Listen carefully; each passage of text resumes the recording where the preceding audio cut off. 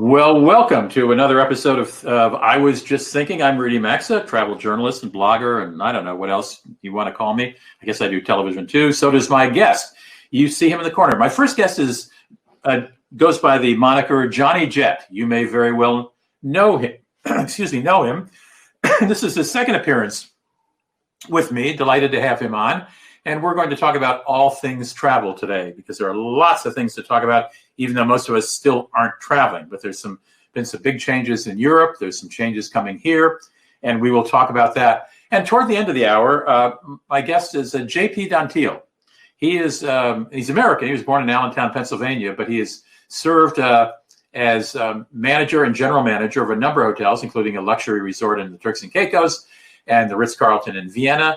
And he's now just moved to Paris, about to open a new Kimpton hotel in Paris. It'll open next, I think, spring.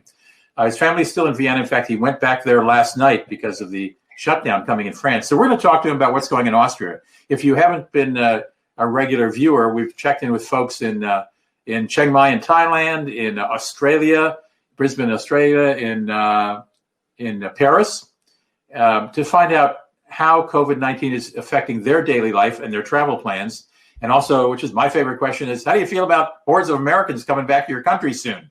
I look forward to talking to JP about that. I've known him actually a long time, and I'm delighted to have him. So even though he's going to be based in France, he is right back home today as of last night in Austria, and he's lived there for years. So we're going to talk to him about Austria.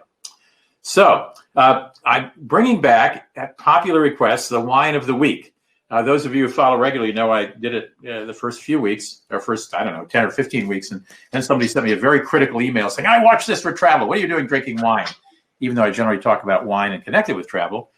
And I thought, well, okay, maybe nobody wants to hear it. And then about 17 of you now probably have written and said, oh, well, we missed the wine thing. So it's 17-1. I'll go with you. So I thought I'd revisit an Austrian wine called a Gruner Veltliner. And this is from the oldest winery in Austria. About 2,000 years they've been growing grapes on this plot of land. Imagine that. It's in the Washout Valley along the Danube River. And it is just a beautiful, beautiful, beautiful part of the world. I took an AMA Waterways cruise over Christmas before COVID, obviously, with my two granddaughters. And we went down the Danube River. And the favorite stop for my girls, who were then 9 and 11, was a town called Dürnstein in Austria. And it had castle ruins up top. And not until I left it, I realized that Richard the Lionheart had been imprisoned there. But the Washout Valley, we don't pronounce Washout or Waka. I don't know. I speak German, and I suppose it'd be Washout. Somebody can text me and tell me. Anyway, the Washout Valley is known for its gorgeous hills coming into the Danube River. And it is one of the most beautiful, beautiful stretches of the Danube River. And we were there toward the end of the season, well, way the end of the season, but still you could see where the wineries were and the vineyards, and they held a great promise. So I'm going to open this up. One thing I like about Austrian wines is a lot of them are screw tops. So I don't have to fumble with the cork, and we don't have to worry about any cork spoilage. Let's give it a taste. First of all, let me tell you that the Gruner Veltliner is the name of the grape. It is the largest or the most widely grown indigenous grape, most widely grown grape in Austria. They're known for it, though it is grown in some surrounding countries, such as I have them in my notes. Let me take a look. In Hungary, Slovakia, and the Czech Republic, you will also find Gruner Veltliner wine made of this grape. So let's give it a shot. Very golden. I know what it's going to taste like because I was introduced to Gruner Veltliner a long time ago, and I know what it's like. So, Johnny, I know it's only noon in California, so pardon me for. Plus, you don't drink wine, do you? No, I'm not a big alcohol guy. Well, good. You're much richer than I am as a result. I've never been drunk in my life. Really? Not even in college? Some bad person didn't get you to drink too much? No. It's a long story, but okay. All right. Well, we'll leave it at that. Since it's not related to travel, we won't do that. But I will taste this. I won't drink it all. I will not be drunk in 30 minutes in our conversation. I promise you. Very floral bouquet. Wow. This is a powerful wine, and it's very sharp. It's sort of got some grapefruit and lemon in it in the taste, which makes it great for Indian food, for Southeast Asian food, for Mexican food, anything spicy. This will stand up to it. You don't want to have a Chardonnay with those wines. Now, I know I saw Andreas, the chef, on something yesterday, saying it doesn't matter what wine you drink with food. Yeah, it does. It really does. Jose Andreas said that?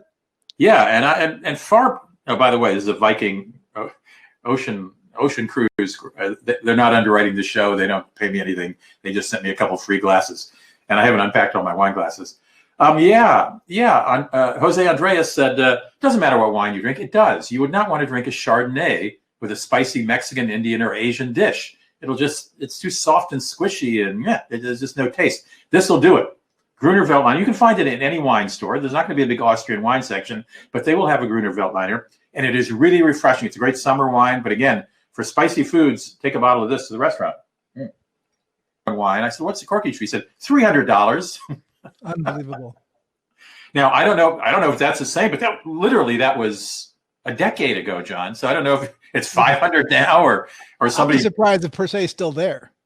Well, that's a very, very good point. Or if it lasts through this, you're absolutely right. Okay, enough wine. Let's talk travel. And I think the biggest news is the I guess I can use the word sudden, wouldn't you? The sudden shutdown of Europe. Germany, France was open to Americans coming. UK has not yet shut that gate. I'm supposed to go there in 2 weeks. I hope it doesn't, but we'll see. Unfortunately, listen, I love travel more than they broke 1 million on October 18th for the first time since March 16th. Yeah, right. In April, I think it was April 18th, it went down to 85,000 people total around the U.S. And these numbers include airport workers and airline crew. So it's not just passengers. Right. But the numbers are, last week they were all hovering around 900,000. And then the last 2 days, which are the two slowest days of the week to travel, Tuesday and a Wednesday, were in the 600,000 range, which is only about 20,000 less than the previous week. So, right. But I just think these COVID cases that are jumping up are, I just read that Lanai, the island of Lanai in Hawaii, is shut down. So I just don't think it's going to work well for Hawaii. I unfortunately think they're going to close down again, or make that 14-day mandatory quarantine. That'll be like the third or fourth time they've done that, isn't it? Well, they kept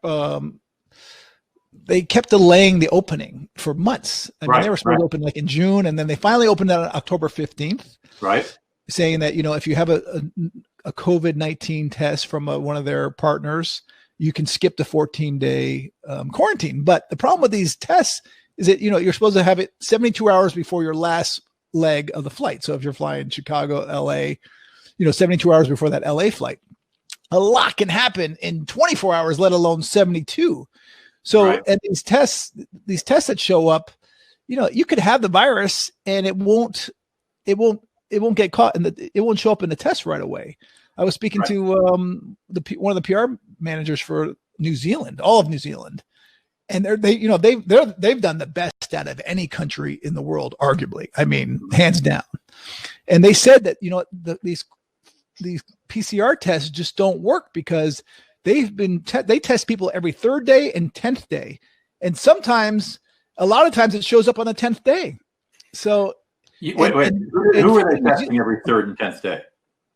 So if you go to New Zealand right now, first of all, we can't go to New Zealand, but let's say we were some way able to, like one of my friends is moving there, you are whisked to a airport hotel and you're under quarantine with guards. Same thing with Australia. You cannot leave. So you're in the quarantine and they monitor you and they give you extra tests every 3rd day and 10th day, they said. But they've had people show up with COVID on the 10th day a lot. So that's why they're like, they're not going to be able to get rid of this quarantine. That is fascinating that on the 10th day, somebody who's been in quarantine for 10 days shows up positive. They said they've had it after 14 days too. Not many, but they've had some. Boy, we really don't understand this thing yet, do we? I mean, we really don't have a grip on it. We don't.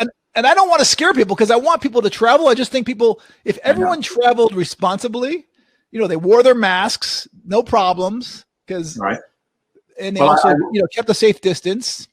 John, I don't know if I told you, but about a month ago, I went to the UK to see my granddaughters. And I flew out of Chicago on a wide body, and there were like 35 people on a plane that seats 300. So there was certainly great distancing. Right. And everybody wore their mask, including while they were sleeping. So I felt quite safe. Not many people were in the airport, but everybody in the airports were wearing masks. So I did feel safe. And again, I'm not trying to lull anybody into traveling and saying you should go travel now, but at least that experience was okay. I'm supposed to go in 2 weeks. As I say, UK could be shut down by that time, so I may not be allowed to go. But so did they make you quarantine? I mean, supposedly they make you quarantine. But here's what worries me: is America, the United States, has basically followed Europe pretty much. Europe was high. By the time we got up high, Europe had brought it back down. Yep. And I'm worried that with Europe spiking as it is in Spain, Germany, Austria, Ireland, as you mentioned, that we'll be 3 weeks behind, and we're going to go. I mean, I know already we're getting very, very high positives, right. But I'm afraid that in 3-4 weeks we're going to be right behind them again, with a lot worse than just positives, but a lot of people crowding IC units. We definitely are. I mean, and listen, I don't like the lockdowns. I don't want a lockdown. Of course, if these hospitals are over capacity, they have to do a lockdown. Sure. So I think that's when they should implement a lockdown if the healthcare system is just being maxed out. But again, you see these people, even my own family members, my sister hanging out in a bar. I'm like, she's in Florida. It's like a world away from California. I go, right. I don't understand it. So people just need to be smart. And if they're smart about it, we can all start traveling again. Once these numbers go down and people use these precautions, I mean, all these studies have come out in the last few weeks. Granted, most of them were, either paid for by airlines or airports, showing that, the air on the plane is much safer than the air in your house. I don't know if I believe it, but they do have HEPA filters. I hope we can believe it. My goodness. Yeah. Right. I hear what you're saying. By the way, before we let the wine go, I got a question from Paul Resnick, who's watching. Have the Austrians stopped adding diethylene glycol to the wine to add sweetness? Remember the old scandal? Paul, I believe they have. I certainly don't have a chemistry lab here to check it out, but I think they have. Not a lot of sweetness to Gruner Veltliner, though. It's pretty tart. Okay, but we digress. All right, so I am very surprised you haven't traveled, particularly to see your dad in Florida. For some reason, I thought I'd read in your blog. I did travel. I did a staycation. I went down to Newport Beach. I live in Los Angeles. It's a 40-minute drive, and we stayed at the Lido House, which is an autograph hotel by Marriott. And I was really skeptical. We were nervous about going. We have 2 little kids, right? But I pulled up and I went into the lobby just to feel it out because I was like, if they're not wearing masks, we're just going right home, and things like that. But they were great. They had plenty of distance between me and the front desk. Everyone's wearing masks. They had a shield, and we felt totally safe there, and we loved it. And that's the way people are going to have to travel. It's just going to have to be responsible, and it will bounce back. Obviously, the numbers won't be the same as they were, and it's going to take 2 to 5 years. They're saying, but we just have to get used to it and figure out ways. I mean, 2 to 5 years is. I'm an old guy, John. Listen, my dad's 91, about to be 92 next month. Right. Well, he's much older than I am. Well, then you have cruise ships who are supposed to be allowed to begin sailing into and out of U.S. ports October 31st, which is like 2 days from now. I don't think they're going to. What do you hear? Well, the election's coming up, as you know, right? And so I think that's a big deal because the CDC recommended postponing it, and if Trump wins again, I think it will happen. I think the cruises will open up in November. But if he doesn't, I can see.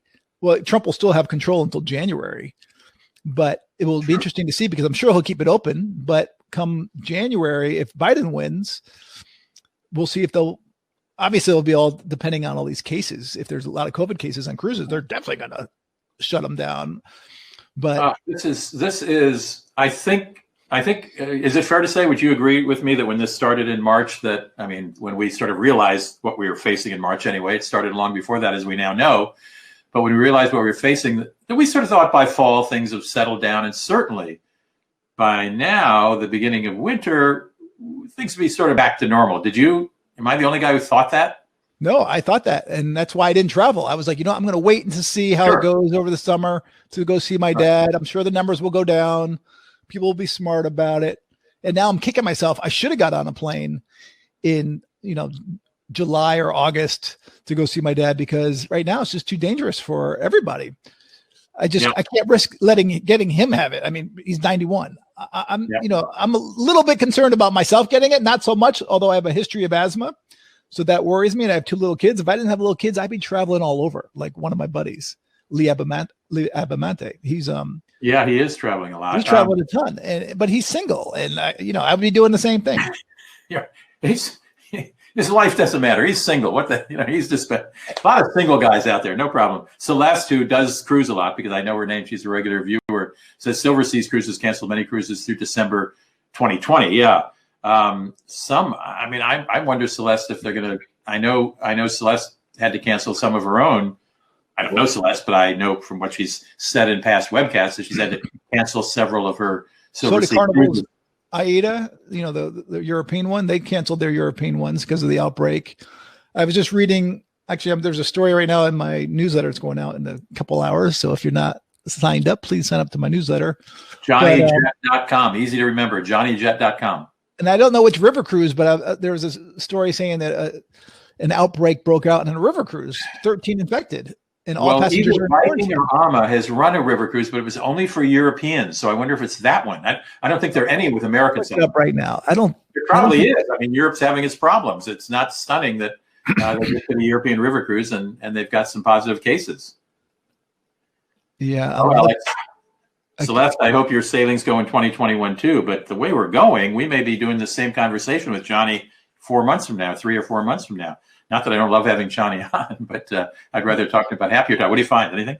He's still keep looking. Well, there's a whole bunch of them. They're saying Hurtigruten had a bunch, not the river cruise, but they were talking about the ocean cruises of Hurtigruten, which is one of my favorite cruises. Ever done Hurtigruten in Norway? That's the mail line up the coast there in Scandinavia. I have not. Beautiful. We've just actually fashioned a tour for next year on that route for Maxa Tours, my company I have with Tommy. We'll see if it goes. But they also have new ships, by the way. Hurtigruten has new ships coming that are out now. Actually, Tom Cruise rented one just a few months ago for his whole movie crew because they were filming in Norway. And they're beautiful modern ships. I haven't seen that one, but I've been on their mail one, which is nothing special about the accommodations, right? But just if you get a beautiful sunny day, it's remarkable. I bet it is. I didn't get Tom's invitation. Did you? Get that I did, but I was like, Tom, I'm sorry, buddy. Hey, buddy. Right now. Right, exactly. Michael from Park City, Utah says the FAA should mandate masks like they do wearing seatbelts right now. I would agree. I agree. John's shaking his head. And Michael also said, the U.S. That won't happen, by the way. If Biden wins, guarantee that happens. Yeah, I think so. And also, Mike says, and I have a feeling, he said the U.S. never got the virus under control, obviously. We need to have a mask policy and close most bars and restaurants. I know it's, I just heard from a friend in, Chicago. First they closed, what's today? Thursday. Yeah, earlier this week, some counties in suburban Chicago closed all restaurants and bars. And then a couple days ago, the city of Chicago closed them all. And I heard from a friend who eats out a lot in Chicago that a lot of Chicago restaurants are going to defy the governor's order and stay open. I wrote back to her. I said, well, cue the lawyers. I don't know what happens then. I mean, do you send the police in to force the restaurant to shut down? I guess if they have the governor's orders, they have the power to do that. We're living in a crazy time. It is. And crazy. And I wish I could make a prediction on when it's going to be better, but it's good. I'm hoping for April. It's going to be a dark. I'm obviously hoping for tomorrow, but yeah, for today it is. Okay. My dad calls me every day, by the way, and asks me, he goes, any news on the virus? Like he thinks every single day that there's going to be a cure come out. Your dad asks that? Every day he calls me. Any news on the virus? That's every day there's going to be a cure. Just around the corner. We keep rounding the corner. Unfortunately, around the corner, we're not seeing a cure when we get around that corner. I mean, I'm fortunate. I have 2 little kids and a wife, and I got a nice house, safe. My dad's at a senior home. He barely leaves his room.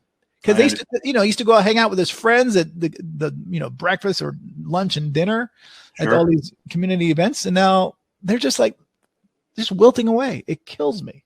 Yeah, and we all know there's so many families who are out of work. And anyway, a little good news is, Michael, our engineer, his real job is running a website, a website called travelzork.com, which is focuses on gambling around the world. And he was just at the opening Tuesday night, I believe, at the new first casino to open downtown in Las Vegas in 40 years, called Circa, C-I-R-C-A, Circa Resort and Casino, or Casino and Resort.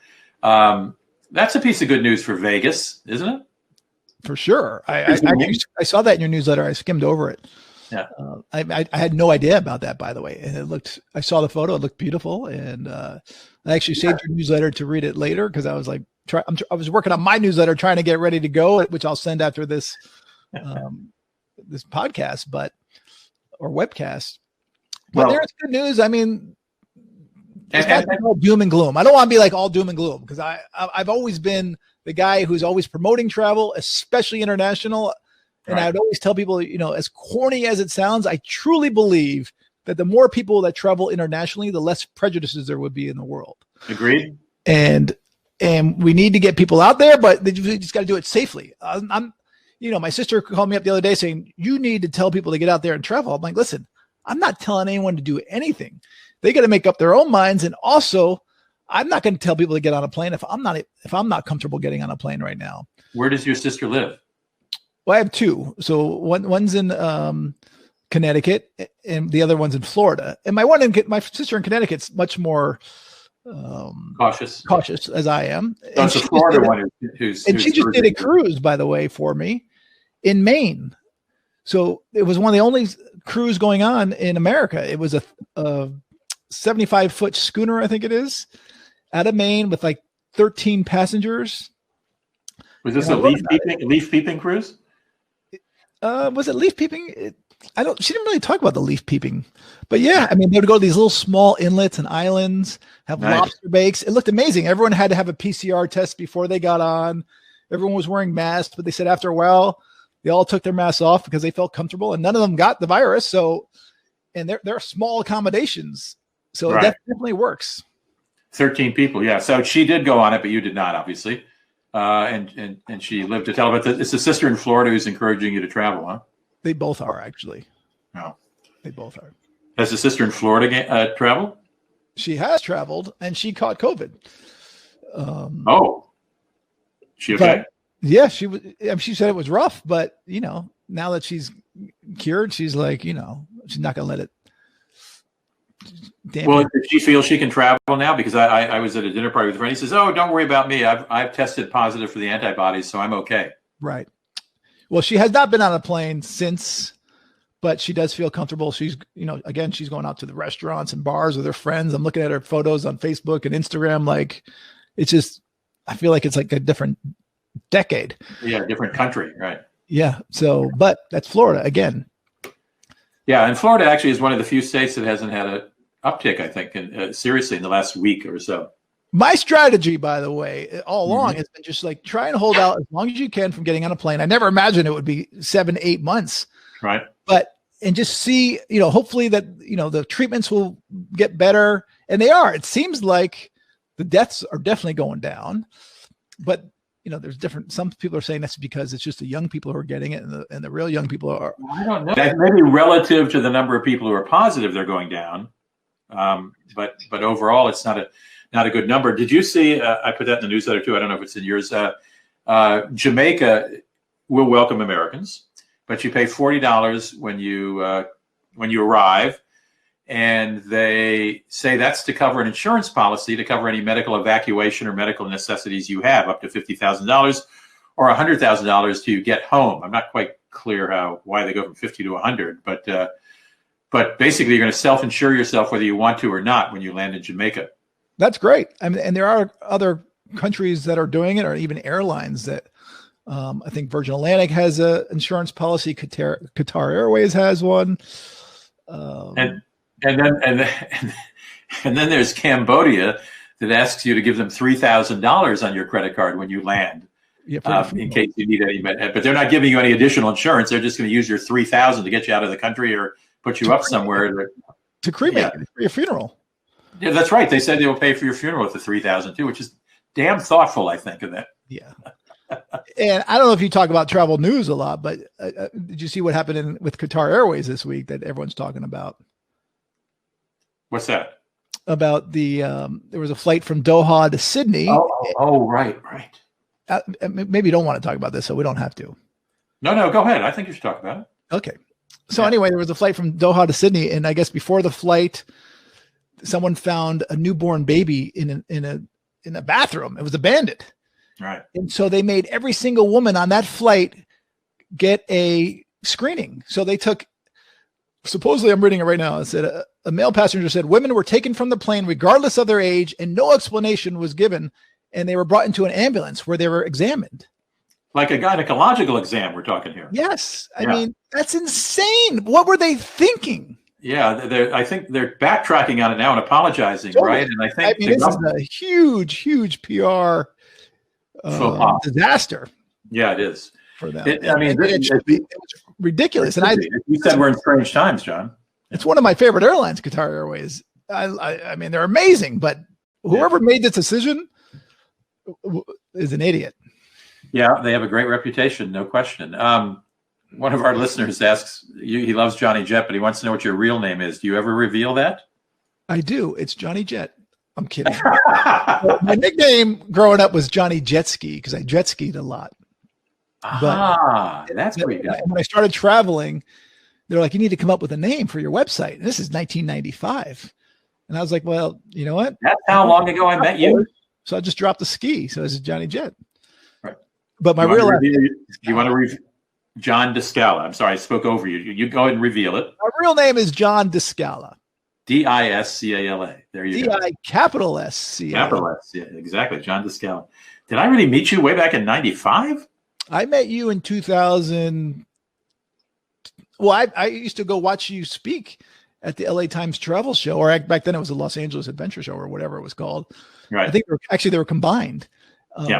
I used to watch you and Peter speak, and I was like, man, these guys are amazing. And I literally, I was a big fan, and I still am a big fan. Now you got over that quickly, I know. And you took me out to lunch. I think it was 2003. You took me to lunch. I got to look. We took a picture.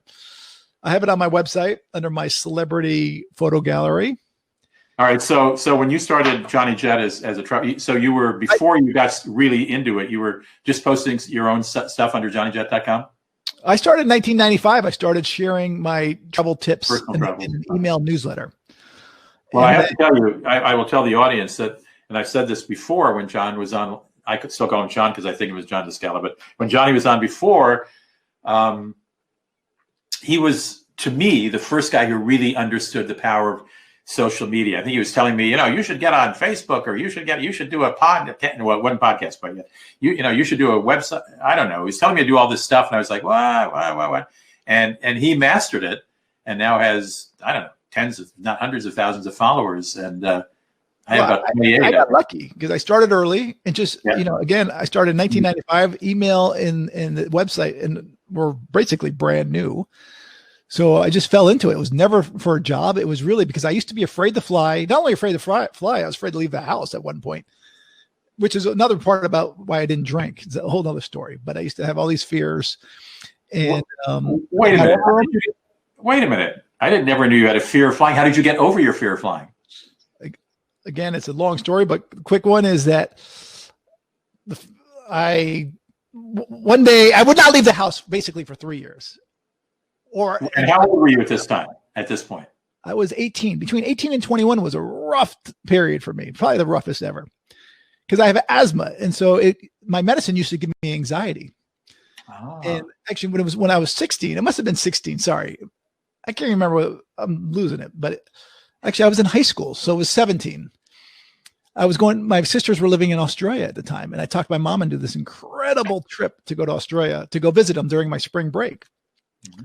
And we never traveled internationally. We'd only been on a plane a handful of times to Florida, Puerto Rico. And I talked to my mom into it. The Crocodile Dundee just came out. I used to leave notes on her pillow. So she brought me to the doctor for an asthma checkup. And the doctor's like, you're going to Australia? That's like a 27-hour flight. You're going to have a difficult time breathing. I'm like, she's like, planes are pressurized. I'm like, what does that mean? So anyway, I get to the airport, all excited to go. And all of a sudden I have a full on anxiety attack. And I told my mom, I was like, I can't get on the plane. And my dad was there because back then you could go through security, and they laughed at me. They thought I was joking. I was like, I'm not joking. And I started crying, and they realized it, and they started crying because they had no idea what the hell's going on with me. And I just remember the flight attendants came out and said, we're shutting the door. You got to go. I was like, I can't do it. And it was one of the worst days of my life. And from that point on is when I became afraid to fly for a few years. And so you did not get on that flight to Australia? No, did not go. It was JFK, San Francisco, Honolulu, Sydney, Perth, Sydney, Fiji, LA, back. It was a dream trip for 2 weeks, stopping in all those different cities. And Johnny. So you didn't fly for another 3 years. And what got you to take your first flight? Did you fall in love with a woman in another city? Close, but the first flight was my friend's mom called me up and said, hey, I know you don't drink. My good friend was in alcohol rehab in Arizona. And she said, my other son backed out just this morning. It was 6:30 in the morning. And you know what, back then you could fly underneath other people's names. And she said, why don't you give it a shot? And I was like, you know what? I didn't have to think about it. And my sister gave me a calendar for Christmas. What was she asking you to do? I don't understand. My friend's mom said, listen, I have an extra ticket. Why don't you come for the family day weekend? Oh, I see. Okay. All right. To go support him because I don't drink. I see. And and all my friends were alcoholics, including this guy. And my sister gave me a calendar, or a horoscope calendar for Christmas. And this is January. And I said, you know what? If my horoscope says something good, I'll give it a shot. And I turned the page, and no lie, it said, you're going to travel somewhere exotic today. No. And where were you living at the time? Connecticut? Connecticut. And I don't know if Arizona is exotic, but for someone from Connecticut, it definitely is. Who'd never been on a plane. Yeah. Right. Well, I've been on a plane, but it's been a long time. And I got over that was really what basically, I didn't have to think about it. And once I got over my fear, when I was in Arizona, it was starting to get real emotional. They were doing shouting at this. I don't know what that was going on. But anyway, the next day, turns out my great aunt died in LA. And my dad said, since you're already in Arizona, why don't you meet me in LA and go to the funeral? And I did. It was my first time flying alone. And I was like, man, I just fell in love with LA. I decided to go to college there. And this is where I've been ever since. And then when I was in college, I was dating a girl whose parents lived around the world. And my first international trip was with her to Hong Kong.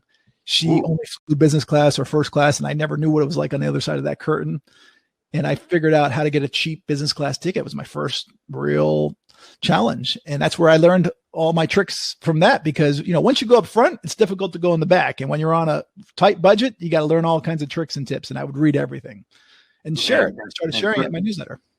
And certainly flying to Asia in business is a lot more pleasant than flying in coach. Well, that is, John, I didn't know those stories. That is very interesting. Your first out of coach experience, you want to do it on a trans-Pacific flight. Okay, you're right.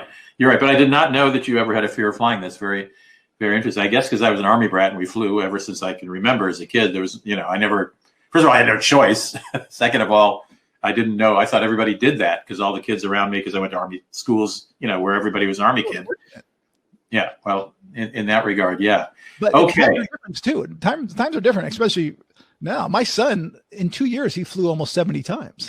I know you take him everywhere shortly after he was born, a couple of weeks after he was born. No, we waited. We waited till 8 or 9 months for him to fly. And same thing was with my daughter. We were going to wait that long, and then the pandemic hit. Our first trip, she was going to Maui, was going to be her first trip. Oh, I'm so sorry. So what is your lead in your newsletter that's coming out momentarily? I mean, I just talk about the whole travel news. I usually do deals, although this week I don't have any deals. I really have not been doing deals lately. But I talk about that Qatar Airways. I talk about how this one passenger on the JetBlue flight. Did you see that from Jamaica to New York? The guy was out of his mind wearing a Burger King hat. And how are you preserving your frequent flyer miles? How am I preserving them? Are you keeping a watchful eye on them? Well, you know what? That's a good point. Good question. So my sons were supposed to expire in December. So I called up American and they said, oh, you know what? We just made a change that, if you're under 21, your miles do not expire until you're 21. Well, that's interesting. When you're 21, that's when they start kicking in. So you have 18 months from then. So I was like, that's great news. But how about for mine? Because I haven't flown since so long. So they're letting everyone extend. Or actually, my mother-in-law, same case. Hers were supposed to expire in July. They're giving her to December 31st this year. But so she's not going to fly. So I need to buy something either through American's portal. All the airlines have different shopping portals. Sure. So she can buy something, or she can even donate to a cause, donate some miles, and they'll reinstate her miles, or they'll extend them, or buy flowers, something like that. So there's all on that. I know this week Hilton and Hyatt both extended your status through if you have elite status in their hotel, or any status in their hotel frequent guest program. One of them is not the whole year. I think one goes the whole year, one doesn't. But if you've got Hyatt or Marriott or Hilton or any particular loyalty programs, whether it's rental car loyalty programs, airline or hotels, do a little research and find out if they've been extended. And if not, call them up and say, "What can you help a brother out?" Right, for sure. Yeah. Or jump on Twitter. A lot of it. Even yesterday, my dad has this Comcast Xfinity cable service, and they just raised his price by like 1,000, like 100 and something percent. I was like, that's ridiculous. I tried calling them. You cannot call them. I jumped on Twitter. Sure enough, I was speaking to someone with a DM, and they lowered the price. So the same thing goes with airlines or hotels. If they have a good social media team, like a lot of the airlines do. American Airlines has a great social media team. Right. Anytime I was ever delayed, I could just send them a DM. You never put your confirmation number out in a tweet unless it's just a private message or direct message. But it's a great. I want to repeat your website at Michael's suggestion. It is, and my second guest has just entered the room, so I'm about to say goodbye to Johnny Jet. Hi, JP Dantil. You said 8:40. It's 8:40. You are right on time. We've been talking. The other picture in this frame is my friend John DeScala, who goes by the moniker Johnny Jet and is one of America's leading travel bloggers and writers. He's at johnnyjet.com. If you would like to receive his newsletter, act fast because it sounds like it's going out any minute. You can certainly receive mine. It's only once a week. Johnny Jet, I think he's about every 3 hours, aren't you, Johnny? Yeah, every 3 hours. I'm kidding. About every day. Daily travel tip and a weekly newsletter. Okay. Or you can go, you can go to mine. Just go to maxatours.com and scroll down to the bottom of the page, and you can sign up with your name and email for my newsletter. Johnny, thank you so much for joining us today, and I share your hope that you're flying again. As soon as we can. Me too. Thank you for joining us. Take care. Thanks. See ya. Bye-bye, Johnny. JP. Hey, Rudy. Well, there's big news in Europe this week. Suddenly, after several months of Americans going, well, look at those Europeans, how well they've done. Not that you're anywhere near our league as far as positive testing or deaths, thank goodness for Europe. But after a period of relative calm, Germany, Ireland, I think Spain, France. But let's first establish who you are. JP is a hotel manager extraordinaire. I knew we go back a long way, don't we, Rudy? We do. In fact, he dated my daughter at one point when he was the number 2 guy at a very swanky resort in Turks and Caicos. What was that called? It was called Parrot Key. Oh, Parrot Key. How can I forget Parrot Key? Spelled C-A-Y, by the way, Key. And then you went to where after that? Then I went to London. So I was in London for a while, the Metropolitan. Then I moved over to Dubai. From Dubai, I moved to Mallorca. Then I was in Berlin, Vienna, Austria, then Bahrain, then back to Vienna, and now Paris. Well, in between Paris and Vienna. That's a lot of travel for a boy from Allentown, PA.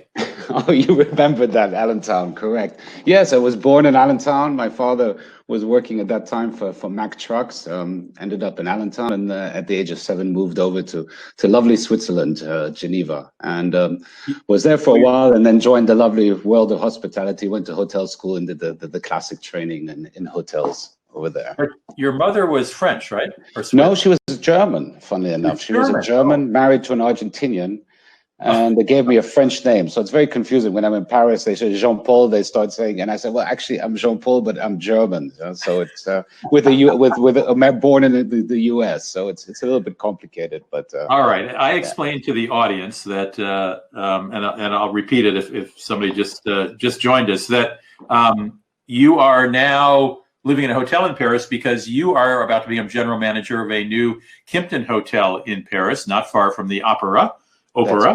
Mm-hmm. But how many years have you lived this most recent time in Vienna?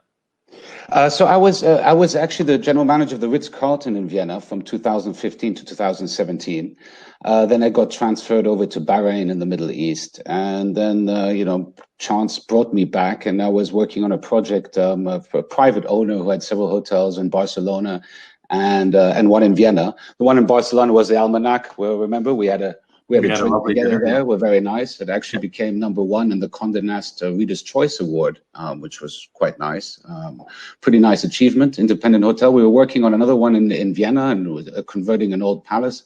Unfortunately, due to the COVID, the funds kind of ran out, and I was one of the first casualties of this unfortunate times, and lost my job sort of towards mid-March. But took it easy. This is when the COVID actually, when Austria, one of the first ones to actually have the lockdown, and it was quite successful. They managed it quite well. And subsequently, though, sort of end of June, I was contacted to open the Kimpton. So we were talking because I had told JP that we had a writer from a journalist in Paris talk about Paris recently, although circumstances have certainly changed since we talked with 3 or 4 or 5 weeks ago. But I wanted him to talk about Vienna because he spent most of his time there. In fact, just last night, or just yesterday, I believe, flew home to Vienna, where his family is still living until December, from Paris because of the Paris lockdown. And he thought, if I'm going to go back to see my family, it better be now. So I want to talk to you about Austria. So sure. Austria was the first, one of the first countries to have the lockdown. And it's been relatively tranquil then for several months, hasn't it? Yes, absolutely. So in March, when they first had the news, the chancellor decided to really start with the masks straight away, and the lockdown. It was severe in the sense that all businesses were closed, etc. But they still let people walk around. So I mean, we live close to a park, so we were able to walk during the day. We were able to go shopping. You had to wear the masks, but they started it quite early, and subsequently they were able to stop it quite quickly. And then during the summer, it was pretty much open. So Austria kept their borders open. So they rely a lot on tourism. So we had a lot of tourists from Germany, from Switzerland, and actually a lot of the resorts. I have a friend she owns a little sort of resort in the mountains. She had one of the best summers ever because everyone wanted. Yes, it was very, very interesting. She said, but no Americans, right? No Americans. Funny enough, she's close to the Swiss border, so she had a lot of people coming there, and a lot of Austrians who tended to spend their holidays in this lovely country. As you know, there's a lot of lakes, there's mountains, etc. So it was quite successessful. That now what's happened? So JP, pardon me for interrupting, but before we get to now, so were people were restaurants full? I mean, people had no problem going to full restaurants. They wore masks, and were they still wearing masks all through the summer? No, actually, no. We were one of the first ones to stop it. So they managed to contain it quite well, I have to say, because as you know, the Austrians, I mean, they're quite disciplined. So when the chancellor says, please stay home, people do stay home, yeah, which is quite good. So, and this did tend to work. So during the summer, so the first few months, we felt that the confinement, although, as I explained, we were allowed out, unlike certain other countries where they were contained, they were only allowed out maybe 1 hour or to walk the dog. We were allowed out, yeah. Only businesses, we were told, work it from home.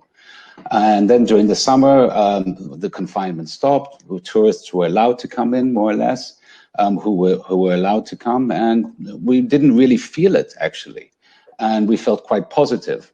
And the Austrians were traveling a lot, and I think this is what the problem was during the summer holidays, is that everyone just sort of started acting normal again. And when did it turn around? When did it start hitting Austria? Well, actually around 2 weeks ago, 3 weeks ago, the numbers, like everywhere, they're suddenly spiking. So I said, Paris, I said, okay, so you're on the list. Please, you have to take a small walk. He said, you're going to have a test, and you stay at home and you'll get the results within 3 to 4 hours, which is super interesting. So, like, for example, today I arrived and they said the same thing. So I went over, very well organized. You walk a little bit, you have a test. I mean, actually, you could even not do the test, but most people go, do the small test. And then just a few hours ago, I received an email saying, you're all clear. And this is they do for anybody entering. Either you have to show that you've had your test done already, or you can take it at the airport. And I think do you pay for that test? Yeah, it's quite costly. It's around probably around $150 to do that. You know what it is? We're expecting that Austria will follow similar to what Germany's doing. So it's called maybe a light lockdown. We actually don't know yet. He's only saying that the numbers are growing. So I think there's around 5,000 cases, which were reported yesterday. We're a country around 8 million. So that's relatively high, and they're worried, of course. So on Saturday, we'll get more information. But the current status is all restaurants are open. You can go to the supermarket or the shops, but you have anywhere where you're inside, you do have to wear a mask. We call it social distancing here in America. Any social distancing in the restaurants or no?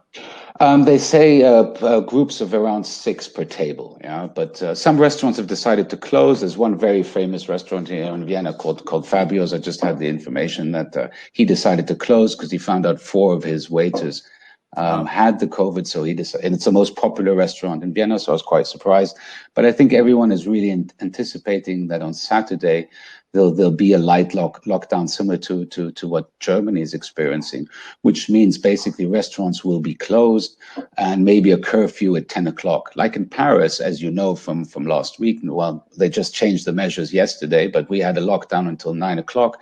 And now it's like a full lockdown, more or less, although you can go to work, but all restaurants are closed. So it's rather depressing over there. That's why I came. I mean, I left. I was speaking to my boss yesterday. He said, listen, you might as well go back to Austria because here it's a little bit dead. Just work from home. I arrive here. Now I'm waiting to see what happens on Saturday.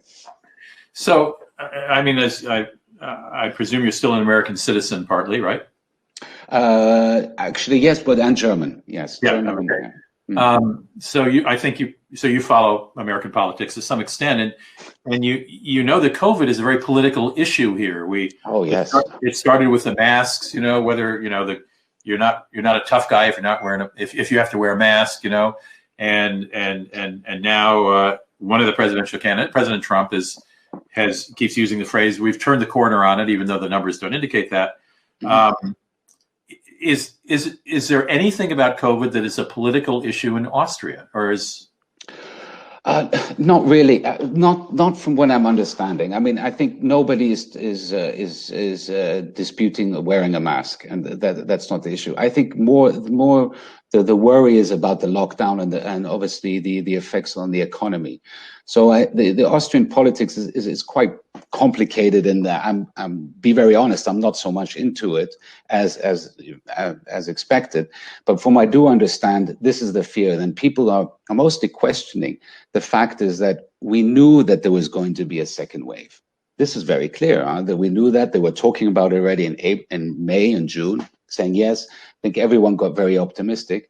And now people are really talking about, I was talking to, you get a lot of information from the taxi drivers. So when I arrived, I was saying, hey, what's happening? He says, oh yeah, no, we're really, we were just wondering why we're not prepared. We knew about the second wave coming. They had actually built a temporary hospital in one of the event spaces. Then they dismantled it, and they're saying, why is that happening?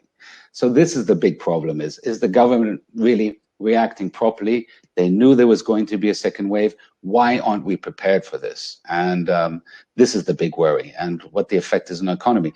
I mean, at the moment, there's a lot of people on partial unemployment. So a company can put you also on a partial employment where you work certain hours, and the government will compensate a certain amount of the pay for the employees. So they are supporting the businesses, but it's only to a certain amount. So it is a little bit, this is the biggest issue, more or less. Has the government handled the situation? But the masks, everyone is wearing masks and everyone has no problem about that. Again, yeah. Well, when you left Paris, I can't imagine Paris without restaurants and bars open. No. What was the mood of your colleagues in Paris? Were they hunkering down for another long stretch, or they're so resilient? And is it all of France now, or is it just Paris and Marseille? It's all of France, right? It's all of France. And the French, they're so resilient. They've had so much bad luck, I think, or bad things happen over the last 5 years, if you think about it. And they're just taking it as it is. They say, oh, well, we have to do it. I mean, it's more or less split 50-50. I mean, 50 are saying, we have to, we need to take care of this. This is a serious problem. And the other 50 are saying, again, we're going to ruin the economy. It's very difficult, but they are respecting the laws. They want to just get it over and done with. The problem is when you do speak to a certain people who've had the COVID, we know it is a serious situation. I've met some certain people that really have had really serious health problems from this. And when you meet somebody like that, I had dinner with somebody the other night in Paris, and he had it. And he's a young chap, around 40, 42, an Australian. And he's saying it was really bad. And I said, so what do you think we should do? And he said, look, I support a full lockdown. He says, yes, I'm out here, but if that's what it does, I will support it because I was really hurt by this disease. So I think they're starting to question that, the French, and they have the way they are. They cook at home. A lot of the French do actually eat at home. Yes, we like the restaurants, and they'll always have their beers. But at the end of the day, I was speaking to somebody that said, look, we'll just cook at home again and enjoy it. And they still allow people to go to work. And what's interesting this time around is that they're not closing the schools. So this is perhaps another big difference that what we had in April and May, which I forgot to mention, is that they are not closing the schools. You talk about France and Austria? France and Austria. And I think, well, Austria we'll see on Saturday.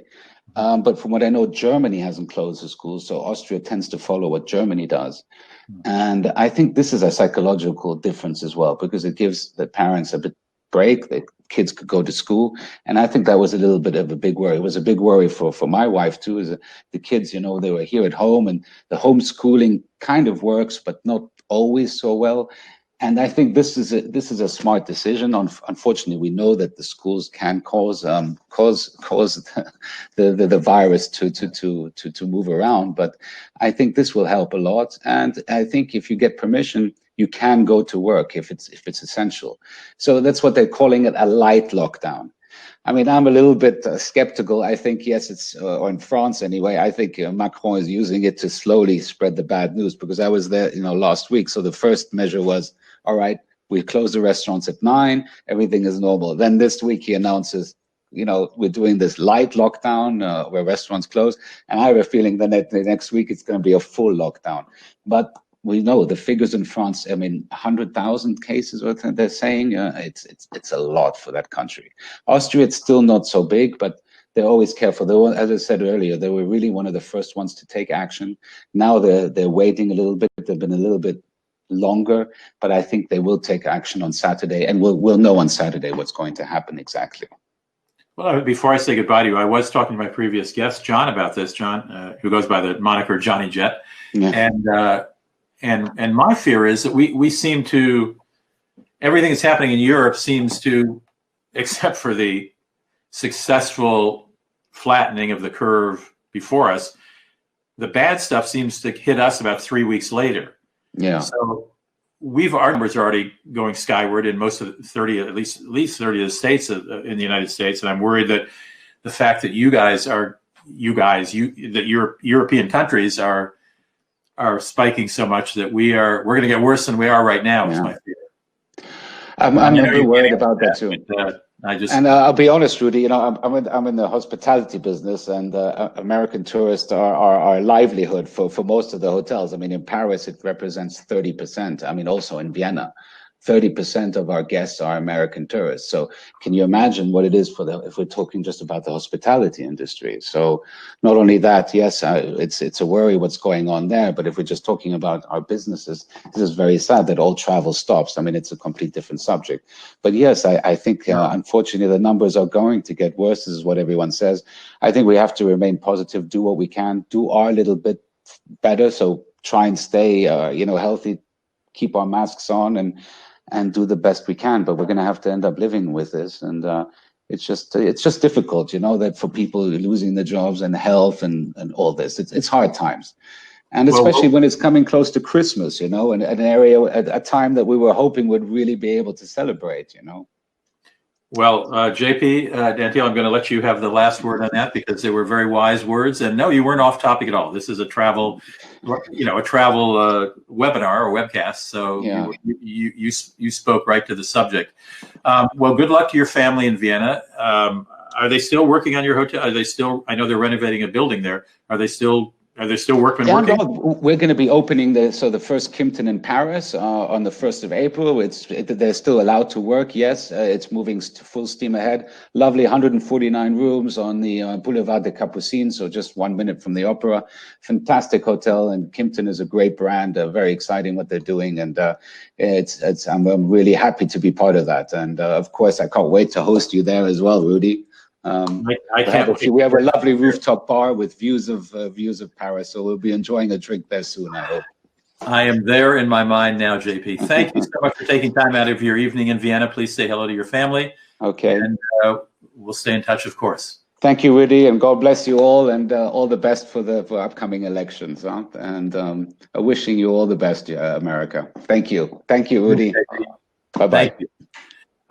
Let me remind you that you can join me on social media on Instagram. I think I have 3,008 followers on Instagram. I don't know if that's the exact number, but followers. Feel free to sign up or join me there. Or you can go. You can watch past episodes of this webcast. If there's something during this webcast you'd like to share with friends, today's webcast should be posted in about 24 hours. Or you can go back and see replays or plays of other webcasts and our guests by going to YouTube and just typing in Rudy Maxa and I Was Just Thinking, or going to SavTrav49, and I think you'll see a list there. It's not exactly the entire list, so just look around. But love to have you look at some of the past webcasts, and lovely to have you with me today. We'll do it again next Thursday. I think I know who my guests are, but we haven't quite confirmed yet, so I don't want to tease you too much. I think I mentioned last week that we were having a French-born model on. She got a sudden job today, and so couldn't make it, but she's going about either next week or the following week, she promises. So meanwhile, travel safely. Thank you for joining me today. And I want to echo what JP Dantil said, that, let's get through this and hope for better times. Take care.